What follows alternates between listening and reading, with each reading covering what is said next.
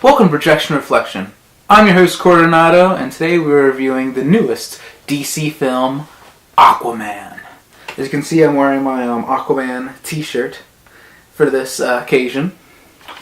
This film was directed by James Wan, who's known for directing horror films. He directed the first three Saw movies, The Conjuring and Insidious. He actually is still a creative force for making the Conjuring films. He's kind of like, he was kind of an interesting choice for this film, kind of like how Sam Raimi was an interesting choice for the Spider-Man trilogy. So, but we found out that both of those choices were great. And I found out, of course, James Wan, fantastic choice. The music in this film, which I'll get into that later in the review, was done by Rupert Gregson Williams, who also did the music for Wonder Woman. So right now we'll get into the cast here. The cast is Jason Momoa as Arthur Curry / Aquaman, Amber Heard as Mera, Willem Dafoe as Nudius Vulko, Patrick Wilson as Orm / Ocean Master, Dolph Lundgren as Nereus, and I hope I'm not butchering this name. It's Yahya Abdul-Mateen II as David Kane / Black Manta, Nicole Kidman as Atlana, and Tamara Morrison as Thomas Curry. And if you see the movie and you recognize his face, he is most notably in the last two Star Wars prequel films, Attack of the Clones and Revenge of the Sith. He plays Jango Fett in Attack of the Clones, and he plays all of the clones in both Attack of the Clones and Revenge of the Sith. So let's get into the plot here. Once home to the most advanced civilization on Earth, the city of Atlantis is now an underwater kingdom ruled by the power-hungry King Orm, with a vast army at its disposal. Orm plans to conquer the remaining oceanic people and in the surface world. Standing in his way is Aquaman, Orm's half-human, half-Atlantean brother, and true heir to the throne. With help from royal counselor Vulko and Princess Mera, Aquaman must retrieve the legendary trident of Atlan and embrace his destiny as protector of the deep. That just sounds awesome. This film, what can I say? This is such a good film. I really enjoyed myself. I had a lot of fun watching this movie. Let's get into it here. Jason Momoa gives an amazing performance as Aquaman. He just does such a great job. I really enjoyed him in Justice League. And when I saw him in Justice League, I was like, this guy's going to do really well in a solo film. He's just so great in this movie, and I could not see anybody else playing this role. Jason Momoa just does it flawlessly. He's very good in this movie. Yahya was a badass as Black Manta. He was just Black Manta's one of my favorite villains. It was just so cool seeing him on the big screen, and this actor, he was freaking amazing. I loved him. He was just so, because Black Manta's a very petty villain, and the way this guy played him, he just straight up hates Aquaman. And in the comic books, he hated him basically just to hate him, but in this, there's a very good reasoning to why Black Manta hates Aquaman. And I do like that reasoning, and you kind of get where Black Manta's coming from in the film. You kind of understand him, but, he's also a bad guy, so. I really liked Patrick Wilson as King Orm. He was very much a force to be reckoned with in this film. Whenever he was on screen, he always had this presence about him. You could tell he was like a king, and you could tell he could kick Aquaman's ass. And of course, he does kick Aquaman's ass a good bit in this movie. But, of course, Aquaman is going to come to win it. And Amber Heard was very impressive as Mera. Like, I thought she was a pretty good character. I mean, she's not... She was pretty cool, but I mean, Aquaman, Black Manta, and King Orm are definitely the standout characters in this film.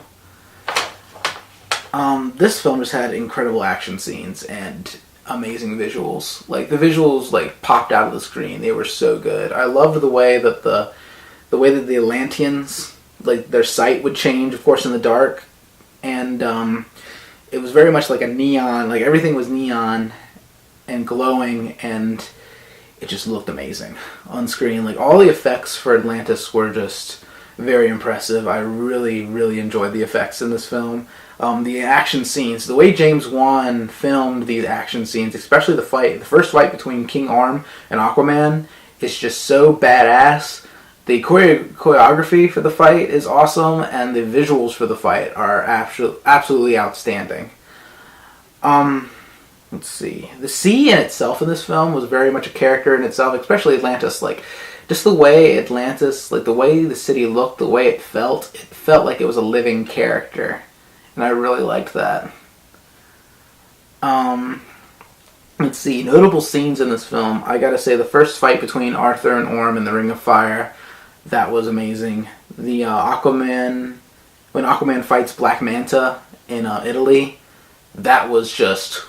When Aquaman, like, because it's in the trailer, when Black Manta uses, like, you know, his lasers on his helmet to shoot at Aquaman, like, it just, I had an nerdgasm from it. It was just so cool seeing those two finally, like, go toe-to-toe in this movie. It was just, it hit me right here, like, in my nerd heart. But those are the two scenes that very much stand out to me. Another one would have to be when they are looking for the trident, and it's like there's a storm going on, and these demonic, like, ocean creatures that come out, and they try to attack Mera and Aquaman. And there's this cool shot, because I believe it's in the trailer, when Aquaman has a flare in his hands, and all you see, any light that you see is from that flare. And you're seeing Mera and Aquaman kind of jump off the ship, and then you see all these, like, demonic creatures, like, come after them. Like, it's a whole huge horde of them, and just the visual of that, of them jumping off that boat and the storm going on around them, and it was a very, like, eye-popping visual, and it was very, very good. Let's see, this film, the way that James Wan directed it, I feel like he definitely wanted it to feel like a Saturday morning cartoon, kind of like an anime. I feel it was very much like, you know, people screaming, using, like, these special moves and, like, these just outstanding fight scenes and outstanding visuals. Like, it very much reminded me of an anime, because I'm a huge, like, Dragon Ball Z fan. It reminded me a little bit of Dragon Ball, a little bit in there. It was like Uncharted, because the story reminded me of kind of like Uncharted meets anime. It's like Dragon Ball Z or My Hero Academia, or like, trying to think other, like, like Cowboy Bebop. Just this incredibly visual, and like I think another thing that he took a cue from is definitely Thundercat, like the 1980s show Thundercats and He-Man, because it very much felt like this was like a film that belonged kind of in that 80s era, but it kind of didn't at the same time, if you know what I mean. Like, it had that feel, but it was set, of course, in our generation. Because when Aquaman would use his trident, he'd hold it like this, and it reminded me of, you know, oh man, I cannot remember his name. Oh, Lion-O in Thundercats, when he's like, Sword of Omens, give me sight beyond sight, and he'd hold his sword like in front of him, and then he'd see like either the future, he'd be shown like visions and stuff. Like, that's what when Aquaman would use his trident, like, it reminded me of that in Thundercats. Okay, I just believe this was an all-around just great film. I do have a little things to nitpick about. I'm gonna get into that just a little bit, but this film was just a roller coaster of a film. It was just very, very fun, all-around fun film. It was I loved it personally. I really did. It does have an amazing film score. Like I told you guys I was going to get into that later. I absolutely loved the score in this film. It really stood out as a character in itself. Just the synth kind of sound to it, and the orchestra and synth together is always just a match made in heaven. Because if you've ever listened to like the Tron Legacy soundtrack, like this soundtrack reminded me a good bit of the Tron Legacy soundtrack, and that's a good thing. It's not a bad thing. I think that kind of like, it's like synth, like electronic music and orchestra music is like a match made in heaven most of the time, because this music just blew me away. And I highly recommend, if you go on iTunes, like definitely look up the soundtrack, because it's just, the music sticks out so much in this film, especially in the chase scene that you see in the trailer with Black Manta, Mera, and Aquaman. That music is like my favorite music in the whole film. Let's see, anything else I got here? Oh, one of the last things I got is like costume design. The costume design in this film is on point. Like, Aquaman's suit is straight up, like, it looks like he just came out of the comic book. It looks that good. And then Ocean Master, King Orm's costume, like when he, like, you know, the classic, like, Ocean Master, mask, like, he has that in this film, and it looks great. And Black Manta was just fantastic looking in this film. Just the whole costume design in this film is very, very well done. And I really think, like, in future Oscars, it should deserve an Oscar for costume design, because the designs are freaking amazing in this movie. Okay, let's see. Dislikes. I have just a few nitpicks. I could have used a little bit more on, like, Aquaman's, like, childhood, more of, like, his origin a little bit, like him, because it shows him being trained by someone in the film. I'm not going to tell you who, but it shows him being trained in the film, and I really wish I could have gotten more of that, because I feel like it just went way too fast, and I would have liked to have seen more of, like, his upbringing, like more scenes with him and his dad when he was young, and more scenes with this other character from Atlantis. I could have used a lot more of that. Another thing I like to point out is, like, I could have used a little bit more scenes with King, a little bit more backstory on King Orm. Like, I could have used, maybe we could get, like, 2 different flashbacks, like a flashback of Aquaman's life on Earth, and then, on the surface world, and then we could get, like, another vision of, you know, King Orm's childhood in Atlantis, like, show different, like, how they were raised differently. Like, I would have loved to have seen that in the film. And more Black Manta. There needs to be more Black Manta in this film. Like, he was in the beginning of the film, and then he was, like, in the middle of the film, and then after that, he's kind of just gone. But, yeah, I really wish there was more Black Manta in this film. I kind of wish that he was, like, he was, like, a bigger villain in this film, but of course, you know, King Orm had to take that over. King Orm had to take that place, and I had no problem with that, but I also really like Black Manta. I mean, here's a Black Manta fan saying he wants more Black Manta, so yeah, I wanted more Black Manta in this movie. Overall, I would give this film, because only with those little tiny nitpicks, I would actually give this movie a 4.5 out of 5, a 4.5 out of 5. I would say this movie is on par, if not maybe even slightly better than Wonder Woman.